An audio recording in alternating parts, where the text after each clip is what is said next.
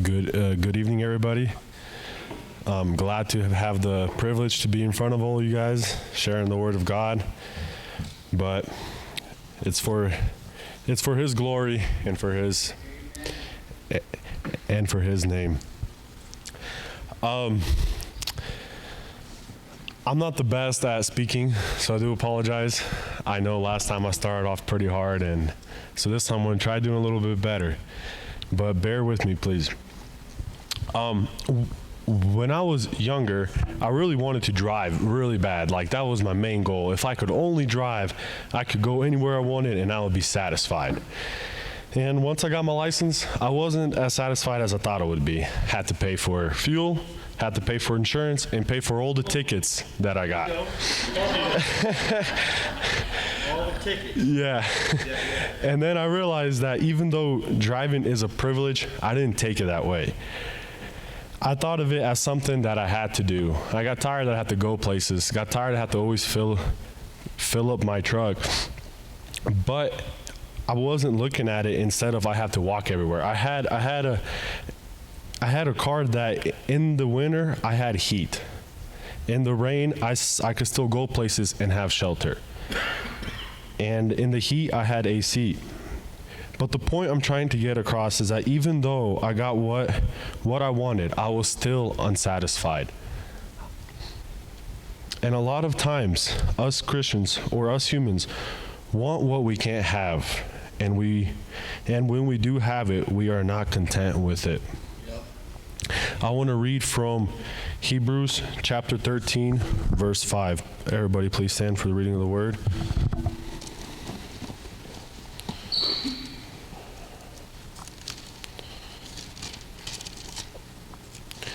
Chapter 13, verse 5. Let your conversations be without covetousness, and be content with such things as ye have. For he hath said, I will never leave thee, nor forsake thee. Everybody can be seated. And I would like to ask Brother Gary to pray for me, please. Heavenly Father, I ask right now that you touch Brother Edy's mind and his heart. Lord, let the things that he studied, that you gave him in private, come to his mind and be able to speak them clearly. Lord, I pray that you give him the ability to communicate. And Lord, let us all have ready hearts to hear what the Spirit would say to the church tonight. In Jesus' name, amen. So we just read, thank you, Brother Gary. It says, let your conversations be without covetousness, and be content with such things as ye have. I want to bring a perfect example of people who wanted something, and when they got it, they were unsatisfied. The Israelites. God hears our prayers, our needs, and our cries. He says, ask and ye shall receive. The Israelites cried out, and God heard their cry, like it says in Exodus chapter 2, verse 25. Verse 23. And it came to pass in the process of time that the king of Egypt died, and the children of Israel sighed by reason of the bondage, and they cried, and their cry came up unto God by the reason of the bondage. And God heard their groaning, and God remembered his covenant with Abraham, with Isaac, and with Jacob. And God looked upon the children of Israel, and God had respect unto them. God knew that they were being tormented and beaten, but he had a plan to deliver them from the Egyptians. His plan was even greater than delivering them. He had the promised land waiting for them. Why do you think God made manna fall from heaven? Because that's what they asked for. That's what they wanted. Why did God make water flow through a rock? Because that's what they wanted or needed. They got everything that they wanted. They got everything that they asked for, but they were still unsatisfied. Why were they unsatisfied? Because they were ungrateful for what they had. They were grateful. They were happy when they had it, but once they didn't have it, they started complaining.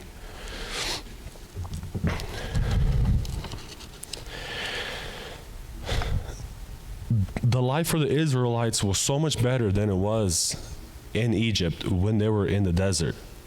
But because they were being ungrateful, they were unsatisfied.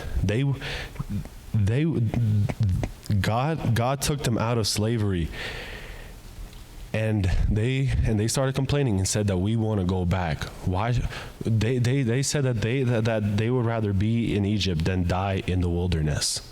They were not grateful for what God has done. They wanted to get out of Egypt, and that's what God got them, and God did that for them.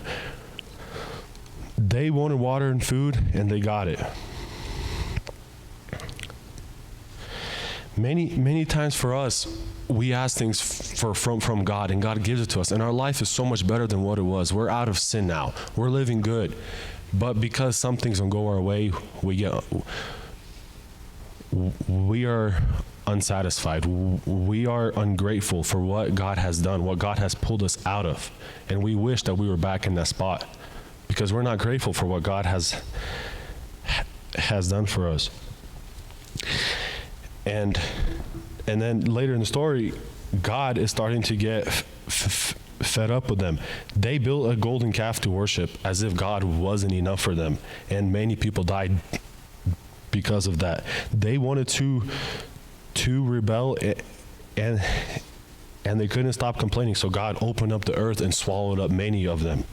They complained about Moses, and God, Aaron and Miriam complained about Moses, and God cursed Miriam with leprosy. Our actions have consequences. If we're not thankful for what God has done, if we're not grateful for it, and we're unsatisfied with it, God's going to get tired of it. God's going to give us consequences.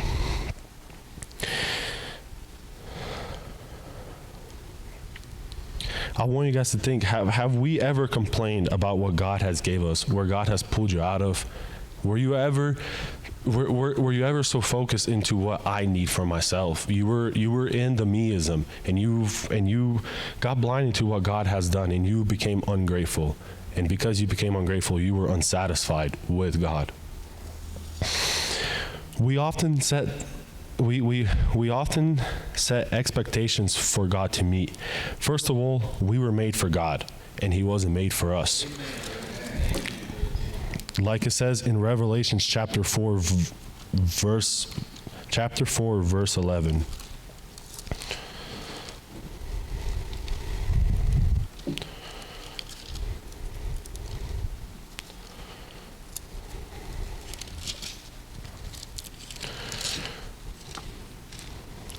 Thou art worthy, of Lord, to receive glory and honor and power, for thou hast created all things. For thy pleasure they are, and they were created.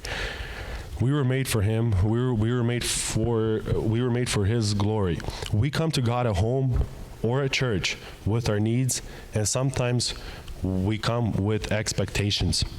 He helps us out. We get what we wanted sometimes. We don't always get what we wanted, but when we do get what we want, life is going good now, and our relationship dies with Him slowly, because there's nothing pushing us to go and ask Him for help, because we already got what we wanted. And we start complaining when things start coming back to us. When trouble start coming back, and we say, God, where are you? And now we are expecting God to fix this. We put zero effort into it, but now we're expecting God.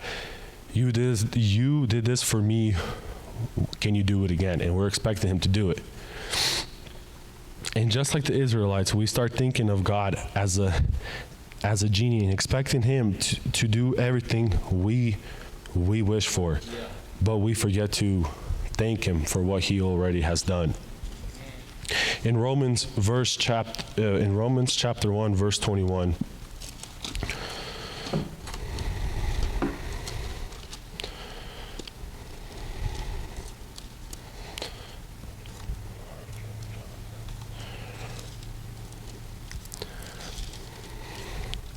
If anyone wants to donate me bookmarks, that'll be great.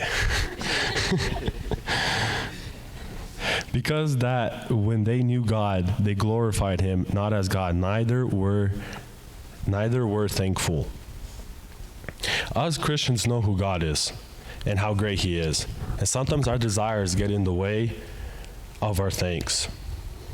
Like we read in the beginning about Hebrews, where our conversations shouldn't be covetousness, and we should be content with what we have.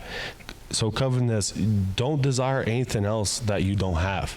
Be content with what you have. Be happy and satisfied with what you got. I don't know what your position is tonight, but maybe you guys want more money. Maybe you want a house. Maybe you want something better in life. But be happy. Be happy that you're not the one living under a bridge. Be happy that you have a roof, that you have a car, that you have clothes to wear, you have food to eat. Like the Israelites, they had food to eat. They had a cloud walking with them every day, and then they had a fire at night. And God protected them from the Egyptians. He split the Red Sea for them. God will do anything for you, but be thankful that you're not living under a bridge tonight. The Israelites got freedom, but they were still unhappy. They were going to get even more, the promised land. But because they were not satisfied, they wandered 40 years in the desert. And many times we go through trials in our lives, and the way I'm trying to connect this is that the Israelites walked 40 years. 40 years. There could be trials in our lives that we don't hear from God, that He's quiet, right? And just because we don't hear from Him doesn't mean that He's not going to answer. Maybe He's working on us. Maybe He is just wanting us to be thankful to Him and satisfied with what He has given us. And I ask you all tonight, be satisfied with what the Lord has already done for you, and be grateful for you have such an amazing life as you do. Amen.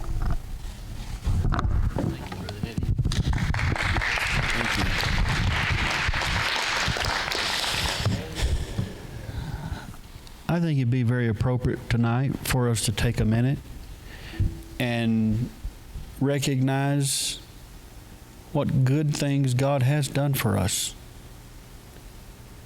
And I asked you to testify a few minutes ago, and y'all were having trouble thinking of some things.